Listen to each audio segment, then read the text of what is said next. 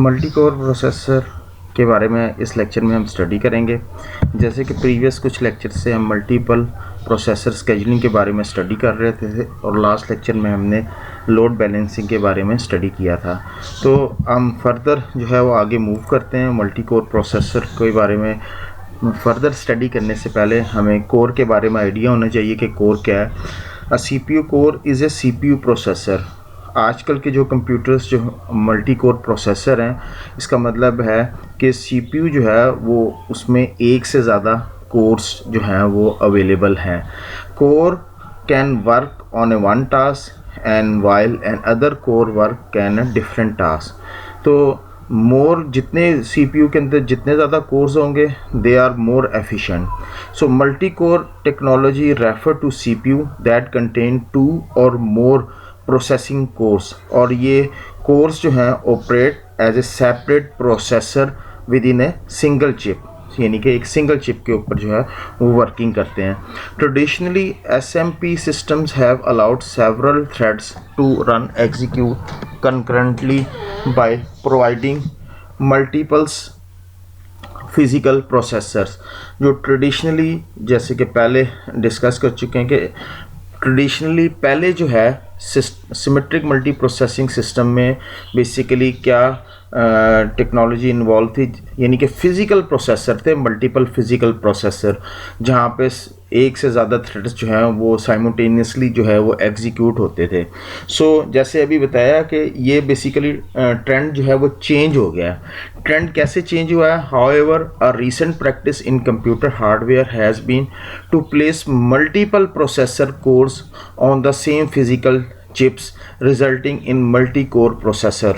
जैसे कि recent trend जो है, क्या ट्रेंड है कि मल्टीपल प्रोसेसर जो कोर्स जो हैं वो प्लेस किए जाते हैं ऑन सेम फिज़िकल चिप्स, यानी कि एक फिज़िकल चिप्स के ऊपर there are multiple processor cores are available, यानी कि मल्टीपल थ्रेड्स पर कोर जो है वो दैट्स आर ग्रोइंग फिज़िकली जो है वो ग्रो कर रहा है। Each core maintain its architectural state and thus appear the operating system to be a separate physical processor. So basically ये जो concept है, क्या concept है? basically concept ये है कि provide multiple logical not a physical processor on the same physical cores। Basically ये जो फिज़िकल या लॉजिकल कोर्स जो हैं उनका अपना आर्किटेक्चरल स्टेटस है, मीन कि उनके जर्नल और स्टेटस रजिस्टर अपने होंगे, और ईच लॉजिकल जो है उसका अपना इंटरप्ट जो है अपने इंटरप्ट्स हैं, और हर लॉजिकल प्रोसेसर जो है वो फिज़िकल प्रोसेसर के जो है रिसोर्सेज को यूटिलाइज़ कर रहा है, सच एज जैसे हम कह सकते हैं अर्थमेटिक लॉजिक यूनिट, कैश वगैरह वगैरह। सो इट्स मीन कि कहने का मतलब ये है कि हर कोर जो है वो अपना आर्किटेक्चर स्टेटस जो है वो सेपरेटली मेंटेन कर रहा है, और जो कि ऑपरेटिंग सिस्टम को ऐसे लगता है that to be appear to be a separate to be a physical processor to be a separate physical processor। तो ऑपरेटिंग सिस्टम को जस्ट लाइक ये एक फिज़िकल प्रोसेसर के तौर पर जो है वो अपीयर होता है, जैसे कि लॉजिकल प्रोसेसर और वर्चुअल प्रोसेसर जो है that seem to be operating system as separate physical processor, but that is a logical जो कि एक ही फिज़िकल चिप के ऊपर अवेलेबल होते हैं। सो इसका ये basically inter hyper threading technology था, जिसका बेसिक आइडिया ये था कि मेमोरी स्टॉल जो है कि memory stall make the progress to another thread while memory retrieve happen. Memory stall क्या होता है ये अभी हम आगे देखते हैं कि मेमोरी स्टॉल में क्या होता है। बेसिकली जो डाटा जो है फाइंड आउट करना चाहता है कोई application and program, but that are not available in the memory, that is cache miss कहते हैं इसको। हम इसको फर्दर आगे जो है हम देखते हैं कि इसका क्या जो है कॉन्सेप्ट है कि मेमोरी स्टॉल होता किस तरह है, किस वजह से मेमोरी स्टॉल जो है वो अकर होती है। SMP system that use multi core processor are faster and consume less power than the system in which each processor had its own physical chips. तो इसका सबसे बड़ा जो एडवांटेज था वो एडवांटेज यही था कि यहाँ पे ये फास्टर है और पावर जो है वो लेस कंज्यूम होती है, जो कि ट्रेडिशनली जहाँ पे मल्टीपल फिजिकल प्रोसेसर अवेलेबल थे। तो by using a multiple core processor manufacturers can increase the performance of CPU without raising the processor clock speed, और उसकी जो है क्लॉक स्पीड वगैरह को भी इंक्रीज किए बगैर जो है वो उसकी स्पीड को उन्होंने इंक्रीज कर दिया है। सो इट्स मीन ये फास्टर भी हैं एज़ कम्पेयर टू जो प्रीवियस फिजिकल चिप्स टेक्नोलॉजी थी, और पावर भी जो है वो लेस कंज्यूम करते हैं। मल्टी कोर प्रोसेसर में complicate the scheduling issues, but यहाँ पे जो प्रॉब्लम फेस हम करेंगे जो मल्टी कोर प्रोसेसर में है वो बेसिकली सबसे बड़ा इश्यू जो है वो स्केजुलिंग का है। स्केजुलिंग जो है वो किस तरह होगी, तो लेट्स सी कि वो स्केजुलिंग जो है वो किस तरह होती है। When processor access a memory, it spends significant amount of time waiting for the data become to the available. This situation known as a memory stall may occur for various reasons such as a cache miss. तो जैसे कि अभी हम पीछे हमने देखा था कि मेमोरी स्टॉल जो है जिसको हम डिस्कस किया था कि मेमोरी स्टॉल की वजह से जो है hyper thread technology, hyper threading technology को इंट्रोड्यूस किया। बेसिकली क्या होता है कि एक प्रोसेसर जो है वो मेमोरी को एक्सेस जब करता है, किसी डाटा को एक्सेस करने के लिए, वो एक सिग्निफिकेंट अमाउंट ऑफ टाइम जो है वो स्पेंड कर देता है। उसकी रीज़न क्या है, किस वजह से वो टाइम इतना ज़्यादा स्पेंड कर रहा है, क्योंकि वो डाटा जो वो फाइंड आउट करना चाहता है, रिट्रीव करना चाहता है, वो अवेलेबल नहीं है। सो ये सिचुएशन जो है जब डाटा अवेलेबल ना हो, दैट इज़ मेमोरी स्टॉल, यानी कि ये जो टाइम जो है टाइम जो स्पेंड कर रहा है डाटा एक्सेस करने को, दैट इज़ मेमोरी स्टॉल। और उसकी कई रीजंस हैं, उसमें से वन रीज़न जो है that is cache miss. Cash mean कि जो एप्लीकेशन या प्रोग्राम जो डाटा मेमोरी से रिक्वायर्ड है वो डाटा जो है वो कैश या मेमोरी में अवेलेबल नहीं है, और दैट इज़ कैश मिस। और इसी वजह से आप इसको कह सकते हैं कि दैट इज़ मेमोरी स्टॉल, यानी कि मेमोरी स्टॉल जो है वो हुआ। सपोज ये एक सिंगल थ्रेडेड सिस्टम है और इसमें मेमोरी स्टॉल जो है अगर हम देखें तो हमारे पास यहाँ पे ये जो ब्लॉक नज़र आ रहा है दैट इज़ कंप्यूट साइकिल है, यानी कि डाटा अवेलेबल है, और इट्स मीन एम जो ब्लॉक है that is memory stall cycle को रिप्रेजेंट कर रहा है, यानी कि इट्स मीन कि यहाँ पे जो है डाटा अवेलेबल नहीं है। सो दैट थ्रेड जब इसकी एग्जीक्यूशन स्टार्ट होगी तो हम देख सकते हैं यहाँ पे नंबर ऑफ ब्लॉक्स जो है that represent the compute cycle को रिप्रेजेंट कर रहे हैं, और उसी तरह यहाँ पे मेमोरी स्टॉल को भी जो है वो रिप्रेजेंट कर रहे हैं। So you can see there are number of memory stall, that is the wastage of time, और यहाँ पे टाइम जो है वो काफ़ी सारा वेस्ट हो रहा है। सो दैट इज़ द रीज़न जिसकी वजह से हम कह सकते हैं कि मेमोरी स्टॉल जो है दैट स्पेंड या the waste the lot of time, जो है वो उस प्रोसेसर का टाइम जो है वो वेस्ट होता है। नेक्स्ट हम देखते हैं कि in this scenario processor can spend up 50% of its time waiting for the data to become available from the memory.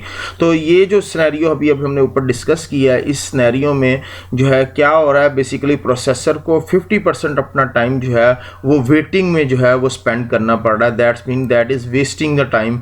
और वो क्यों वो टाइम जो है वो वेस्ट कर रहा है या वेटिंग में गुजार रहा है, बिकॉज कि डाटा जो है वो मेमोरी में अवेलेबल हो ताकि वो डाटा जो है वो कंप्यूट हो सके। सो दैट इज़ द रीज़न जिसको हम कह सकते हैं कि सिंगल थ्रेडेड के अंदर जो है ये प्रॉब्लम आ रही थी, जहाँ पे मेमोरी स्टॉल जो है दैट जो है रिप्रेजेंट द लॉन्ग लेटेंसी, यानी कि डिले जो है वो आ रहा है। नेक्स्ट हम देखते हैं कि इस प्रॉब्लम का सलूशन क्या था। इस प्रॉब्लम का सलूशन ये है, टू रेमेडी दिस सिचुएशन में recent hardware design have implemented multi threaded processor cores in which 2 or more hardware threads are assigned to each core। तो what is mean by that hardware threads, इसको हम discuss करते हैं। जी, हम भी जो problem हम डिस्कस की थी जिसमें मेमोरी स्टॉल आ रहा था, कि डाटा जो है लॉन्ग वेट करना पड़ रहा था और 50% वेटिंग में टाइम जो है वो कंज्यूम हो रहा था, उसकी रेमेडी जो थी वो हम अभी डिस्कस करना चाह रहे हैं कि वो कैसे उसको सॉल्व किया गया। तो hardware threaded mean there are, आप इसको दो तरह के थ्रेड्स कंसीडर कर सकते हैं, that is software threads and hardware threads. तो सॉफ्टवेयर थ्रेड्स जो हैं वो बेसिकली आप कह सकते हैं कि threads of execution manage by the operating system. Software threads आप कह सकते हैं एज फार एज इसका अगर सीपीयू से जो कंसर्न है, just only sequence of instruction that software uses, यानी कि जैसे आप प्रोग्राम या एप्लीकेशन की सीक्वेंस ऑफ इंस्ट्रक्शन होती हैं तो आप यही कंसीडर कर सकते हैं कि सॉफ्टवेयर थ्रेड भी बेसिकली सीक्वेंस ऑफ इंस्ट्रक्शन है दैट सॉफ्टवेयर यूजेस, जो भी कोई भी सॉफ्टवेयर जो है या एप्लीकेशन या जो प्रोग्राम जो है वो यूज़ कर रहा है। So software thread is just like sequence of instruction अगर हम सीपीयू के पॉइंट ऑफ या सीपीयू जो है सीपीयू का जो कंसर्न है। बट हार्डवेयर थ्रेड जो है, हार्डवेयर थ्रेड जो है वो फीचर है प्रोसेसर्स का जो कि अलाउ करता है better utilization of process under the some circumstances. Basically hardware threads की बात कर रहे हैं। हार्डवेयर थ्रेड्स जो है hold the important information about the software thread, यानी कि हार्डवेयर थ्रेड जो है वो इम्पॉर्टेंट इंफॉर्मेशन जो होती है वो हार्डवेयर थ्रेड्स के पास होती है अबाउट द सॉफ्टवेयर थ्रेड्स के मतलब, that is needed for to the core to run that software threads, जो कि एक कोर को सीपीयू कोर को रिक्वायर्ड होती है उस सॉफ्टवेयर थ्रेड को रन करने के लिए, एग्जीक्यूट करने के लिए। तो दैट्स इट, सिर्फ that is the hardware thread. और ये एक्चुअली कोई वर्क नहीं करते, they do not do the actual work. तो इट्स मीन के नंबर ऑफ हार्डवेयर थ्रेड्स जो हैं वो ये बताते हैं कि how many software threads can be running on the CPU simultaneously, यानी कि हार्डवेयर थ्रेड जो है नंबर ऑफ थ्रेड्स जितने भी होंगे वो यही बताएंगे कि कितने जो है सॉफ्टवेयर थ्रेड्स जो हैं वो एक वक्त में CPU के ऊपर रन कर सकते हैं। So that's way if one thread stall while waiting for the memory, the core can switch to another threads। जो अभी हम पीछे प्रॉब्लम डिस्कस किया था उसमें हमने देखा था कि एक सिंगल थ्रेडेड प्रोसेस था जिसमें एक सिंगल थ्रेडेड जो है वो एग्जीक्यूट हो रहा था और उसमें जो है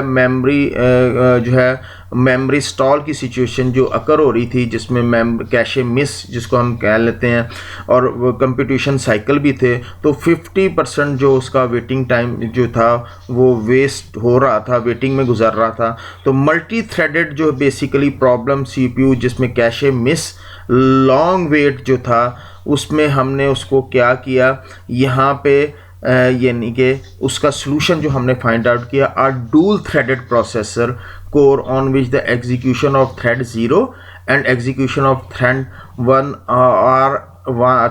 आर इंटरलीव्ड एंड या आप कह सकते हैं कि ऑल्टरनेट। तो इस सिचुएशन से का सलूशन जो है हमने मल्टी थ्रेडेड जो है मल्टी थ्रेडिंग निकाला, यानी कि जो डाटा मिसिंग जो रहा, यानी कि जो वेस्ट क्लॉक का टाइम जो वेस्ट हो रहा था मिसिंग डाटा फैच करने में, तो CPU ने मैनेज किया। किस तरह मैनेज किया कि कंकरेंटली मल्टीपल थ्रेड्स जो है वो एग्जीक्यूट कर रहे हैं। अगर एक थ्रेड जो है वो ब्लॉक भी हो जाता है, CPU can execute the instruction of another thread keeping the functional unit busy, यानी कि अगर एक थ्रेड जो है वो अगर बिजी भी हो जाता है, अगर उसमें मिस भी हो जाती है, कैशे मिस आ जाता है या मेमोरी स्टॉल की सिचुएशन भी आ जाती है, but other thread can work as busy unit. So that is dual threaded model, जो कि सिंगल थ्रेडेड में जो प्रॉब्लम आ रही थी this problem can be solve by dual threaded, यानी कि मल्टी थ्रेडेड जो है उसके ज़रिए हमने जो है इसको सॉल्व कर लिया। ये देखें, अगर हमारे पास ये डायग्राम है तो हम इस डायग्राम में बड़ा क्लियरली जो है वो हम अंडरस्टैंड कर सकते हैं कि these are two parallel threads जो है they are executing dual thread processor है, कोर है। इफ़ थ्रेड 0 जो है अगर वो कैशे जो है कंप्यूटेशन है तो वो एग्जीक्यूट करता है। उसके बाद अगर नेक्स्ट साइकिल के अंदर जो है कैशे मिस यानी कि मेमोरी स्टॉल की सिचुएशन आती है, तो आप देखेंगे दूसरा थ्रेड जो है वो कंप्यूट कर रहा है, कंप्यूट साइकिल परफॉर्म कर रहा है। अगर उसमें जो है कैशे मिस या मेमोरी स्टॉल की सिचुएशन आती है तो नेक्स्ट थ्रेड जो है दैट कंप्यूट कर रहा है। सो यू कैन सी इजीली कि आप देखें कि जहाँ पे किसी एक थ्रेड में दैट इज़ अल्टरनेट, जैसे कि मेंशन किया है कि अल्टरनेट है, सिस्टम जो है वो वेट नहीं करेगा, बिजी रहेगा, क्योंकि वो स्विचिंग हो रही है बिकॉज ऑफ अगर कैश मिस की सिचुएशन क्रिएट होती है, मेमोरी स्टॉल की सिचुएशन आती है, तो वो जो है वो स्विच कर जाता है एन अदर थ्रेड और वो कंप्यूट करता है। सो that is multi threaded multi core system, multi threaded and multi core system की बात हो रही है जिसको हम देख रहे हैं। So from an operating system perspective each hardware thread appear as logical processor that is available to run the software thread. जैसे कि मैं अभी पहले डिस्कस कर चुका हूँ कि जो हार्डवेयर थ्रेड होता है वो बेसिकली आप उसको यही कंसिडर करें दैट इज़ लॉजिकल प्रोसेसर, यानी कि लॉजिकल प्रोसेसर है, लॉजिकल आपका जो हार्डवेयर थ्रेड्स है जो कि क्या कर रहा है, वो बेसिकली सॉफ्टवेयर थ्रेड्स को रन कर रहा है। जैसे कि पहले डिस्कस कर चुका हूँ, जैसे आपको बता चुका हूँ कि बेसिकली हार्डवेयर थ्रेड्स जो है वो क्या करता है, हार्डवेयर थ्रेड्स जो है that tells how many software threads can be running on the CPU, यानी कि हार्डवेयर थ्रेड्स के बगैर software threads can not be execute, वो एग्जीक्यूट नहीं हो सकते। तो आप हार्डवेयर थ्रेड्स जो है that consider to as a logical core और they are running the software threads, और ये सॉफ्टवेयर थ्रेड्स को जो है they are executing. So that is multi core threading जो है, मल्टी कोर प्रोसेसर है, basically multi core technology. So in general there are two ways to multi threaded processing coarse grain and fine grain multi threading. दो तरह की approaches या types हैं जिनको हम डिस्कस करेंगे मल्टी थ्रेडेड प्रोसेसिंग के अंदर, that is course grain and fine grain. Let's see के हम देखते हैं कि इसमें दोनों में क्या डिफरेंस है। With coarse grained multi-threading, a thread execute on a processor until a long latency event such a memory stall occur। तो बेसिकली यहाँ पे जो है वो क्या परफॉर्म हो रहा है, because of the delay caused by the long latency event the processor must switch to another thread to begins the execution, और वो अपनी एग्जीक्यूशन जो है जी। इन दो जो स्टेटमेंट्स या लाइंस जो लिखी हुई हैं सेंटेंस, इसमें बेसिकली जो कहा जा रहा है वो ये कि अब ये एक मल्टी थ्रेडिंग मैकेनिज़्म है जिसमें स्विचिंग जो है उस सूरत में होगी जब थ्रेड एग्जीक्यूट हो रहा है और लॉन्ग डिले जो है, लॉन्ग लेटेंसी का मतलब डिले, लेटेंसी मीन डिले, एक लॉन्ग डिले जो है वो अकर होती है। और वो लॉन्ग डिले किस वजह से हो सकता है, वो मेमोरी स्टॉल की वजह से हो सकता है। और मेमोरी स्टॉल को जो है वो अभी हमने पीछे डिस्कस किया, जो कि बेसिकली किस वजह से हो रहा है कि CPU क्लॉक जो है साइकिल वेस्टिंग हो रही, क्लॉक साइकिल जो है that are wasting. So that's why that जो है उसकी स्विचिंग जो है होगी। सो इट्स मीन कि in coarse grain a multi-threaded mechanism in which switching only happen when thread in execution cause a long latency such as memory stall। ये basically less efficient है और इसको चंद थोड़े से थ्रेड्स रिक्वायर्ड होते हैं जो कि CPU को बिजी रखे। सो that is coarse grain. Cost of switching between thread is high. यहाँ पे जो स्विचिंग हो रही है थ्रेड्स के दरमियान में दैट इज़ हाई, यानी कि हाई जो है उसकी कॉस्ट पे करनी पड़ रही है। Since the instruction pipeline must be flushed before the other thread can begin the execution or processor core। so what mean by that कि पाइपलाइन इंस्ट्रक्शन का मतलब क्या होता है, बेसिकली पाइपलाइनिंग जो है वो एक प्रोसेस है, accumulation the instruction from the processor through a pipeline। ये basically that pipeline the accumulate the instructions, जितनी भी इंस्ट्रक्शन एग्जीक्यूट करनी है accumulate होती हैं बेसिकली पाइपलाइन इंस्ट्रक्शन। पाइपलाइन का मतलब ये है, यानी कि ये अलाउ करता है storing and executing the instruction in orderly process, जो आपकी इंस्ट्रक्शन जिन्होंने एग्जीक्यूट होना है उनको स्टोर करते हैं और फिर उन इंस्ट्रक्शन को वो एग्जीक्यूट करता है in orderly process. So pipelining एक टेक्निक है where multiple instruction are overlap during the execution, यानी कि मल्टीपल इंस्ट्रक्शन जो है वो ओवरलैप होती हैं। पाइपलाइन बेसिकली आपकी ओवरऑल इंस्ट्रक्शन के जो थ्रूपुट है उसको इंक्रीज करता है। Overall pipeline increase the overall instruction throughput. So basically यहाँ पे ये कहा जा रहा है जब स्विचिंग हो रही है तो वो जो इंस्ट्रक्शन पहले फिलअप हुई थी पाइपलाइन में, that must be a flashed, उसको रिमूव किया जाएगा बिफोर, इससे पहले कि दूसरा थ्रेड जो है वो अपनी एग्जीक्यूशन को स्टार्ट करे प्रोसेसर कोर के ऊपर। सो that is in core grain multi threading में है। तो बेसिकली इंस्ट्रक्शन पाइपलाइन का मतलब कि जो इंस्ट्रक्शन जो है जिनको स्टोर किया गया था मल्टीपल इंस्ट्रक्शन को और उन्होंने एग्जीक्यूट होना था, अगर स्विचिंग हुई है that must be A flash, और फिर जब दूसरे थ्रेड ने अपनी एग्जीक्यूशन स्टार्ट करनी है तो वो इन एग्जीक्यूशन को जो है अपने जो है ताकि अपने एग्जीक्यूशन को इंस्ट्रक्शन को फिलअप करेगा और देन वो उस प्रोसेसर कोर के ऊपर एग्जीक्यूट करेगा। Once this few threads begin the execution, it begins filling the pipeline with its instruction। जब नया थ्रेड जो है वो अपनी एग्जीक्यूशन को स्टार्ट करेगा तो वो क्या करेगा, वो अपनी इंस्ट्रक्शन जो है वो इस पाइपलाइन के अंदर अपनी इंस्ट्रक्शन को स्टोर करना शुरू कर देगा। सो दैट इज़ द मैकेनिज्म जिसमें हम देख रहे हैं, किसमें, कोर्स ग्रेन इंस्ट्रक्शन में बेसिकली पाइपलाइन टेक्नोलॉजी को यूज़ किया जा रहा है, यानी कि इंस्ट्रक्शन को फिलअप किया जाता है और जब वो एक इंस्ट्रक्शन स्विच होता है, जो स्विचिंग होती है, तो उसमें जब नेक्स्ट न्यू थ्रेड जो है जब उसने अपनी एग्जीक्यूशन स्टार्ट करनी होती है तो वो अपनी इंस्ट्रक्शन को उस पाइपलाइन के अंदर जो है फिलिंग करना शुरू कर देता है। बट पहली वाली इंस्ट्रक्शन जो है that must be A flushed. दूसरा जो टेक्नोलॉजी है that is fine grained or interleave multi-threading switching between thread at much finer level of granularity, typically at the boundary of instruction cycles। So that is next जो है हमारे पास जो है method है जो कि मल्टी थ्रेडिंग प्रोसेसिंग कोर्स की जो है जिसमें हम फाइन ग्रेन को देख रहे हैं। फाइन ग्रेन जो है बेसिकली क्या होता है, बेसिकली फाइन ग्रेन के अंदर जो है वो मल्टी थ्रेडिंग जो है occurs on small regular interval, जैसे से हम कह सकते हैं बाउंड्री ऑफ इंस्ट्रक्शन साइकिल।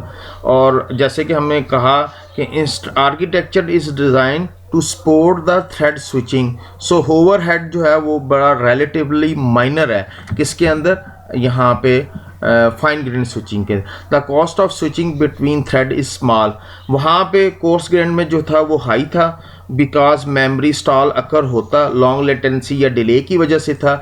यहाँ पे स्मॉल इंटरवल के ऊपर जो है वो इंस्ट्रक्शन एग्जीक्यूट हो रही हैं, सो इट्स मीन के स्विचिंग हो रही है। सो फाइन ग्रेन जो मल्टी थ्रेडिंग है mechanism in which switching among thread happen despite the cache miss caused by the thread instruction, और switching जो है that happen at each instruction independently from the fact that the thread instruction cause the cache miss। यहाँ पे instruction जो है जो switching हो रही है वो कैशे मिस के ऊपर नहीं हो रही, यहाँ पे बेसिकली जो इंस्ट्रक्शन जो स्विचिंग हो रही है थ्रेड्स की एट ईच इंस्ट्रक्शन इंडिपेंडेंटली है, मेमोरी स्टॉल है या नहीं है, दे आर स्विचिंग, और इसकी कॉस्ट भी वेरी स्मॉल है, that is very small cost. So multi threaded multi core processor actually requires two different level of scheduling. जी अब यहाँ पे जो स्केजलिंग है वो हम देखते हैं। इससे पहले कि हम फर्दर आगे मूव करें तो ये बताता चलें कि जो स्केजलिंग यहाँ पे यूज़ होती है फाइन ग्रेन के अंदर, बेसिकली मोस्टली ये जो है राउंड रॉबिन स्केजलिंग को यूज़ करते हुए जो है स्केजलिंग होती है यहाँ पे फाइन ग्रेन के अंदर। सो आगे हम देखते हैं कि बाकी जो है दो लेवल की स्केजलिंग जो है वो किस तरह होती है, उसको हम देखते हैं। One level are the scheduling decision that must made by the operating system as it choose which software thread to run on each hardware thread logical processor। For this level of scheduling the operating system may choose any scheduling algorithms। so that is आप कह लें कि first level की है scheduling जो कि multi core processor के अंदर होती है। इसमें बेसिकली क्या जी, इसमें बेसिकली क्या हो रहा है, बेसिकली ऑपरेटिंग सिस्टम जो है वो स्केड्यूल करता है कि किस कर्नल थ्रेड को जो है वो असाइन किया जाए किस लॉजिकल प्रोसेसर के ऊपर, जब जो है कॉन्टेक्स्ट स्विचिंग जो है यूजिंग एल्गोरिदम जो है वो डिफरेंट किस्म की जो है वो एल्गोरिदम यूज़ कर रहा हूँ। When to make a context switching using algorithm, जो एल्गोरिदम हम पीछे डिस्कस कर चुके हैं उनको यूज़ करते हुए। सो बेसिकली इसमें ये डिसाइड होता है कि OS schedule which kernel thread to assign to which logical processor, किस लॉजिकल प्रोसेसर को जो है वो असाइन किया जाए। नेक्स्ट लेवल की जो स्केड्यूलिंग है इस मल्टी कोर प्रोसेसर के अंदर, a second level of scheduling specify how each core decide which hardware threads to run. There are several strategies to adopt in these situations. So यहाँ पे basically क्या हो रहा है ऑन लोअर लेवल के hardware schedule the logical processor on each physical core using some algorithm, या hardware जो है वो schedule करता है कि logical processor on each physical core using some कुछ जो है डिफरेंट किस्म के एल्गोरिदम जो है वो यूज़ कर रहा है। तो सेकंड लेवल स्केड्यूलिंग में जो है वो ये स्पेसिफाई किया जाता है कि हर कोच ने डिसाइड करना होता है कि वो किस हार्डवेयर थ्रेड पे which hardware thread to run. Hardware thread जैसे मैं अभी पहले ही बता चुका हूँ that is just like logical processor, आप इसको कंसीडर कर सकते हैं। तो ईच को decide which hardware threads to run, और मुख्तलिफ़ किस्म की स्ट्रेटजी जो है वो यूज़ की गई है। फॉर एग्जांपल के तौर पे ये अल्ट्रा स्पार्क टी जो है यहाँ पे एक सिंपल राउंड रॉबिन एल्गोरिथम जो है वो स्केड्यूल होता है। तो spark T uses a simple round robin scheduling algorithm to schedule the 8 hardware threads to each core, यानी कि हर कोर के ऊपर कितने जो हैं 8 hardware thread to each core. तो 8 जो हैं वो स्केड्यूल किए जाते हैं हार्डवेयर थ्रेड्स हर कोर के ऊपर एग्जीक्यूशन के लिए। और इसकी एक और एग्जांपल ये है इंटेल इंटेनियम जो है इस dual core processor with 2 hardware manage thread पर कोर, और यहाँ पे जो है बेसिकली 2 हार्डवेयर थ्रेड्स पर कोर जो है वो मैनेज किए जा रहे हैं। सो दैट इज़ हमारे पास जो हमने टॉपिक स्टडी किया that is multi core processor scheduling को हमने स्टडी किया, और हमने मल्टी कोर प्रोसेसर के आर्किटेक्चर को देखा और समझा। सो होपफुली आप लोगों को इस टॉपिक की समझ आ गई होगी।